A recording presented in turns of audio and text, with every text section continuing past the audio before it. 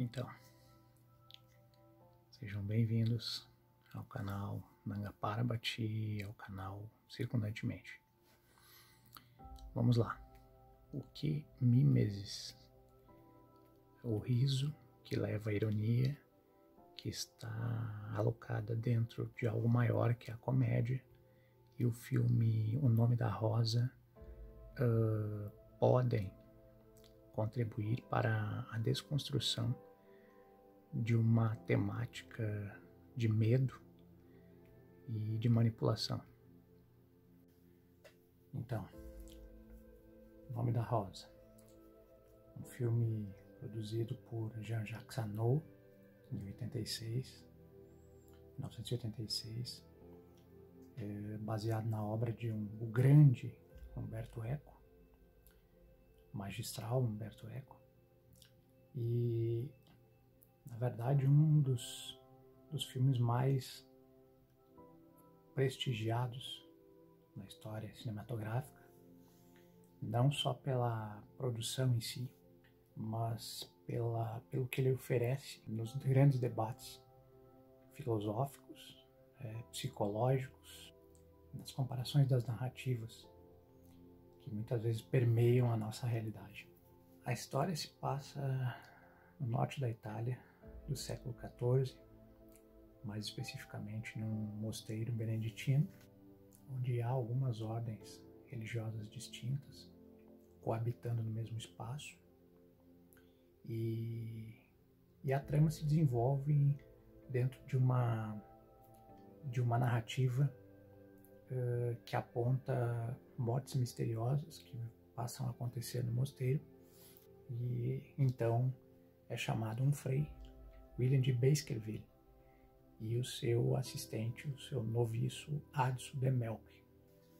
Daqui para frente eu corro o risco, aliás, eu certamente oferecerei spoiler, porque acho muito difícil, inclusive, quem não tenha visto, quem não tenha assistido esse filme, porque é um filme antigo. Inclusive, é tão interessante esse filme que ele serve de temas para dissertação de mestrados, né, mundo afora, de teses de doutorado, de estudos de psicologia, psicanálise, filosofia, semiótica e por aí afora.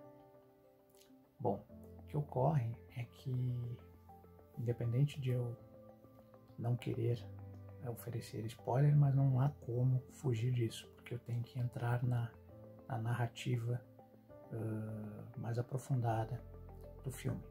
Então, assim, o que ocorre é que essas mortes que vêm acontecendo no mosteiro, obviamente que são atribuídas a forças malignas pelos monges que ali habitam, principalmente por um monge que coordena o mosteiro, né? E então Frei William, né, e o seu assistente não se dão por satisfeitos com as narrativas contraditórias, com os acontecimentos, né, um tanto quanto suspeitos, e acabam por iniciar uma investigação. Aqui um parênteses interessante de fazer é que existe um contexto de intertextualidade entre essa obra e a obra de Sir Arthur Conan Doyle, de Sherlock Holmes, criador de Sherlock Holmes, que, por sua vez, tem também, né, é um investigador e tem seu assistente Watson, né? Então, nada é por acaso, né, nesse viés de intertextualidade, né? Bom, ocorre que tanto Umberto Eco quanto Jean-Jacques Hano, que se baseou na obra de Eco para dar vez e voz à película, né, no cinema, na verdade a escolha de Umberto Eco do personagem Adso como aquele que não só narra a trama, né, em primeira pessoa, mas situa, informa o leitor, no caso do livro, depois na telinha, informa, né, o espectador, mas também, além da informação que passa, também oferece uma experiência como num processo mimético. E aí que entra a mimesis, né, a tese de mimesis, o aspecto de mimesis, porque tanto o leitor quanto o espectador irão sentir aquilo que Adson está vivenciando nas suas experiências mais pessoais, como angústias, deduções, suposições errôneas, interpretações falsas, né, medo e até sobre o amor. Então, o leitor, tanto o leitor quanto o espectador, são levados a esse tempo e espaço do Adson. E é interessante analisar que, ainda que ele seja digamos, um aprendiz, comparado a seu mestre, William de Baskerville, ele tem um papel fundamental nessa narrativa, porque penso eu, aí é uma análise minha, que Umberto Eco escolheu o Adson para a narrativa justamente porque é o olhar daquele que vai aprender. Não é o olhar daquele que já tem o conhecimento, no caso do William, que já é um mestre, já é alguém experiente de vida e das rotinas religiosas e investigativas, né? Isso seria muito óbvio, né? E acho que essa obviedade não funcionaria bem tanto para o livro quanto para o filme, mas é uma percepção minha, né? Particularmente achei muito interessante no ponto de vista do aprendiz, até para ter uma progressão não só do seu conhecimento durante a película, mas uma progressão da própria narrativa, né, que nos leva a um entendimento dos fatos, né, dos acontecimentos do filme que se passam no mosteiro. Bom, aqui que entra o contexto de mimesis. E o que é mimesis? Bom, do grego mimese, mimesis ou mimesis, é um termo crítico e filosófico que abrange uma gama de significados relativas à representação, à imitação, à pantomima, à mímica, o ato de se fazer representar, a apresentação do eu, né? Também uma figura retórica de linguagem que tem um discurso direto e determinado no que tange a representação de algo ou de outrem, né, da natureza de alguma coisa, né, dentro de toda a estética aristotélica e clássica que determina a expressão de toda a arte possível. Bom, e o que mimesis tem a ver com o contexto do filme em si, da trama em si, né? É simples. Todo o contexto ali no mosteiro, ele é baseado na mimética, né? No mimetismo de determinar que os fatos ali que estão acontecendo naquele contexto são de ordem maligna, sobrenatural, e que há forças malignas atuando ali. Então, a postura, né, vigente não só no mosteiro, mas no período em si, né, demonstrado na película, naquele período medieval, do século XIV, é uma postura histórica, né, definidora do próprio período medieval. E isso demonstra que por muito tempo isso ficou delineado numa postura muito interessante, que foi a dobradinha entre Estado e Igreja, e onde o Estado e a Igreja determinavam como que as pessoas deveriam viver, determinavam os hábitos, os costumes vigentes, e principalmente dentro desses ambientes religiosos, Existia uma atmosfera policialesca de patrulha, né, muito mais do que hoje, só que de uma forma melhor conduzida pela força dominadora do Estado e da Igreja, que na verdade é como se fosse um ente só, né, que predominantemente era o poder estabelecido à época.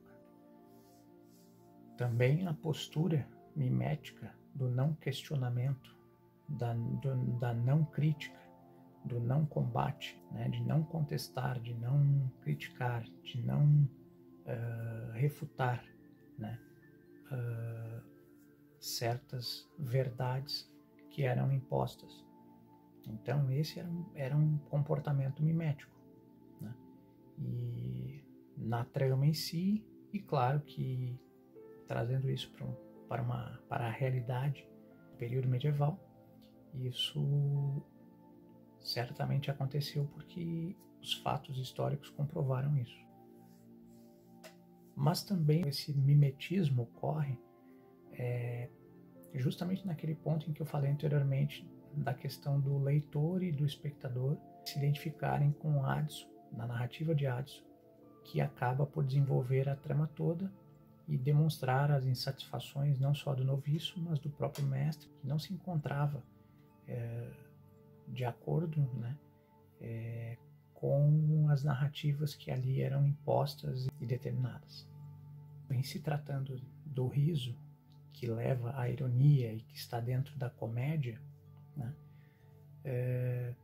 quem se aprofunda um pouco mais em filosofia e estudos afins já deve ter a essa altura matado a charada, né? Que não existe charada, mas numa linguagem metafórica, né? Já deve ter percebido desde o início da narrativa, né, do livro, especificamente que originou o filme, é visível, né, a progressão das deduções e dos anseios de Addison, né, que é orientado pelo seu mestre.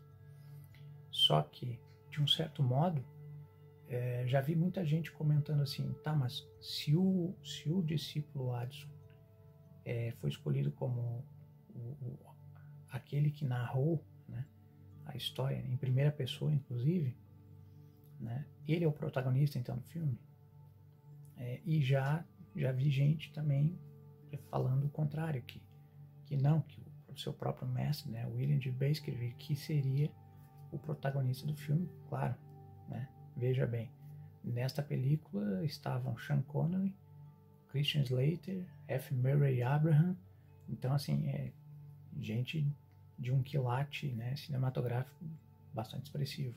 De modo que então muita gente já me disse que considera Sean Connery, no caso ali interpretando a personagem William,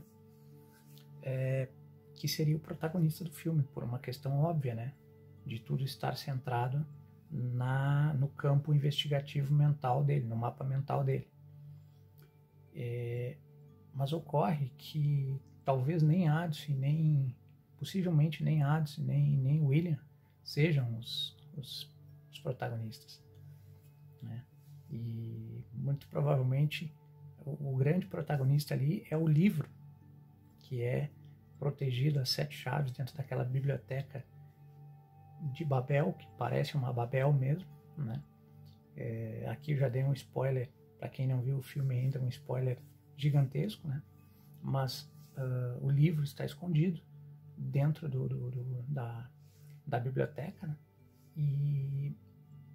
E protegido por uma certa criptografia maligna, não sobrenatural, mas por ordem do abade responsável pelo mosteiro, que criou estratagemas fatais, né, para que todo aquele que buscasse este livro. E que livro é esse? É o livro de Aristóteles, o segundo em específico, da Poética, né, e que fala do riso e da ironia como elementos de contestação, de crítica e de uma percepção diferenciada daquilo que é imposto. Então, veja bem, O riso e a ironia, em determinado ponto da trama, o próprio William contesta o Abade, né, quando descobre que, depois de muita investigação e muitas mortes, acaba descobrindo, junto com seu noviço, Adson, que, na verdade, quem tinha criado um estratagema maligno ali foi o Abade, né, para que ninguém chegasse naquele livro, né, porque aquele livro descaracterizaria as narrativas, né, de um contexto essencialmente divino, religioso, né, e dogmático, que não poderia ser quebrado. Então, veja bem, neste sentido, né, do filme em si, é demonstrado que tudo que uma pessoa percebe, ou muitas pessoas percebem, na verdade não passa de uma fração ou uma perspectiva da verdade. Porque quem é o detentor da verdade? Ninguém detém a verdade. Então nós temos perspectivas de uma possível verdade, que é justamente aquela que nós elaboramos internamente a partir da nossa perspectiva, da nossa lente. Então, nesse sentido, o filme oferece, a película oferece uma riqueza filosófica, psicológica, analítica, né, e investigativa sem precedentes, porque isso é possível trazer isso para a vida, de tal modo que todos nós temos percepções de muitas verdades que nós consideramos como verdades, mas que nós não sabemos se é.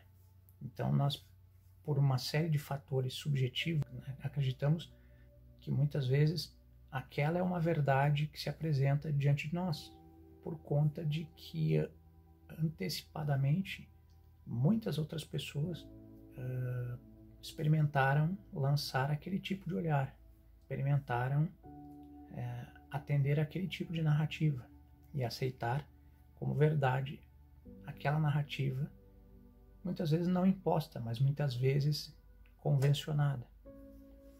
E assim é no mundo atual. Nós vivemos cada vez mais uma realidade onde voam narrativas para todos os lados, mas nós não sabemos realmente qual é a verdade. E nós temos uma perspectiva.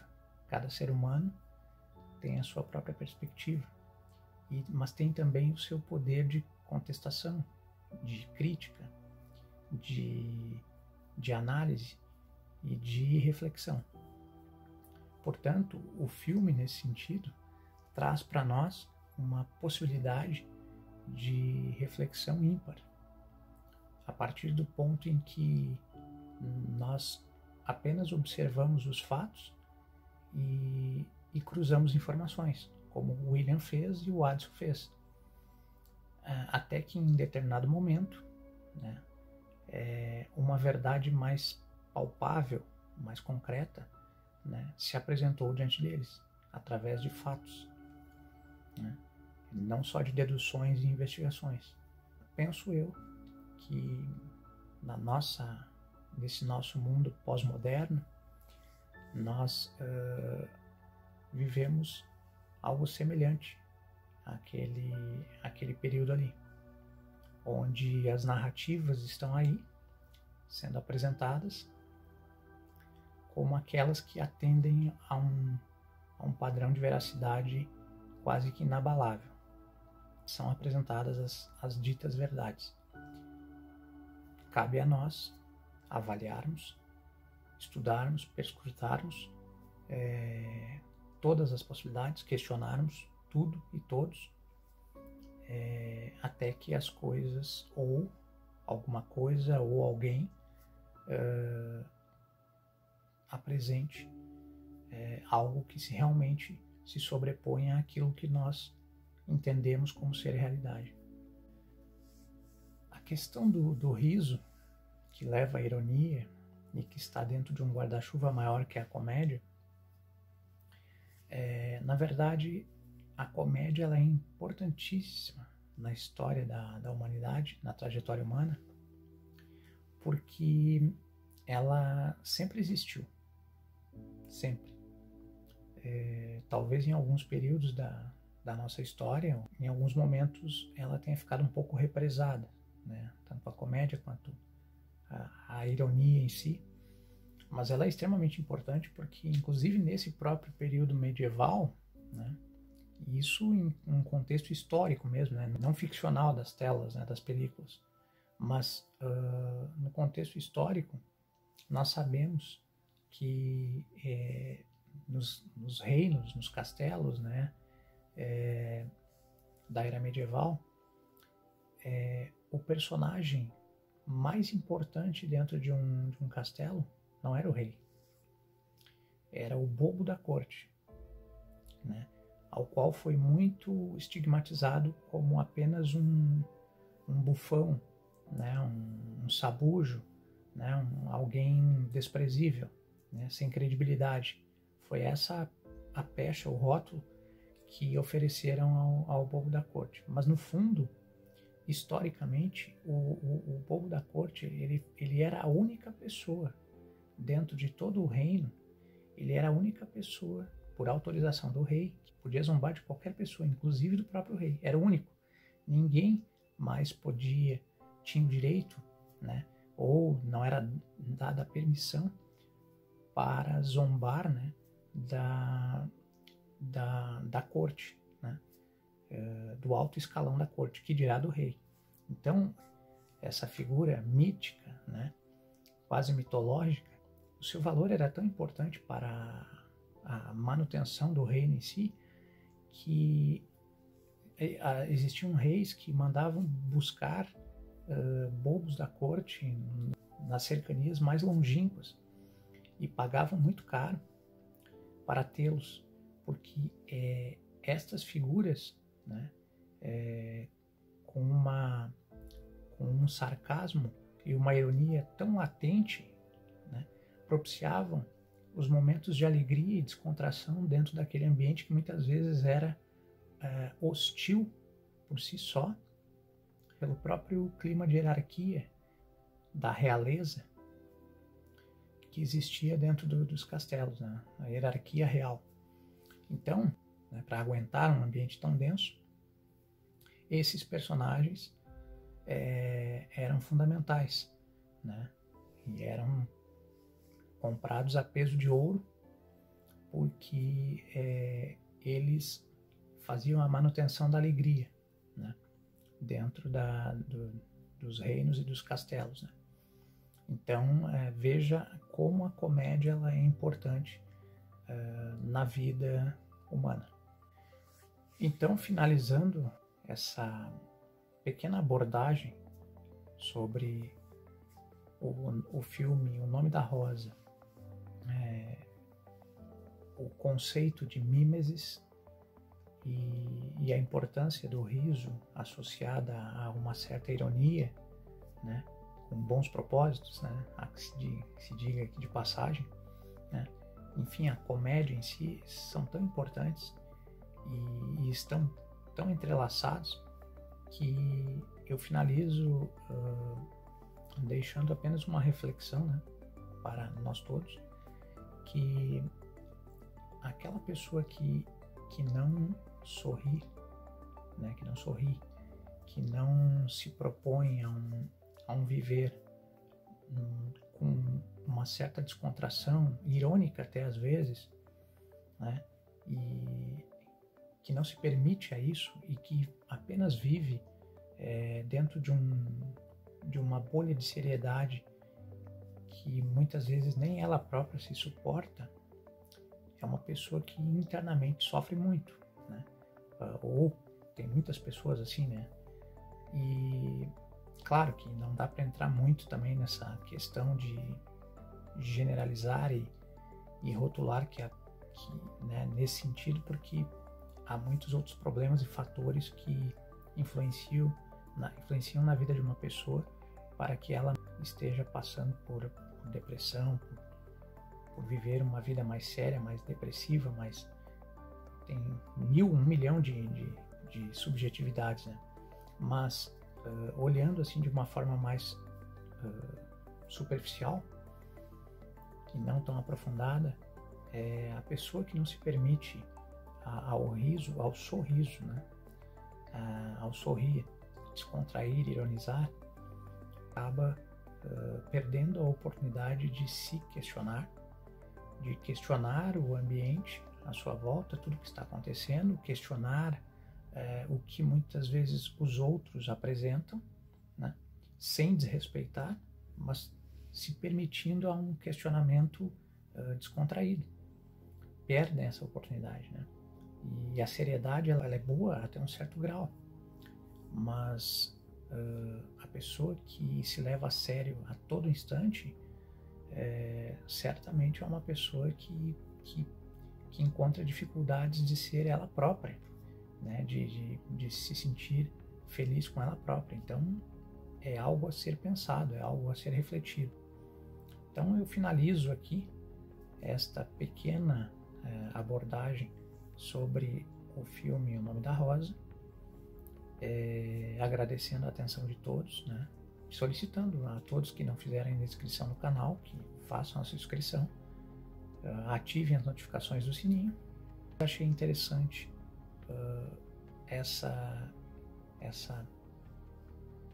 proposição de observar alguns aspectos do filme O Nome da Rosa, do contexto de Mimesis, que está associado, né, ao riso, às vezes irônico, a comédia em si, que desestrutura toda uma engenharia de seriedade e muitas vezes de manipulação de verdades que não são verdades, mas que são tratadas como se verdades fossem por interesses obscuros ou apenas interesses particulares de uns poucos, né?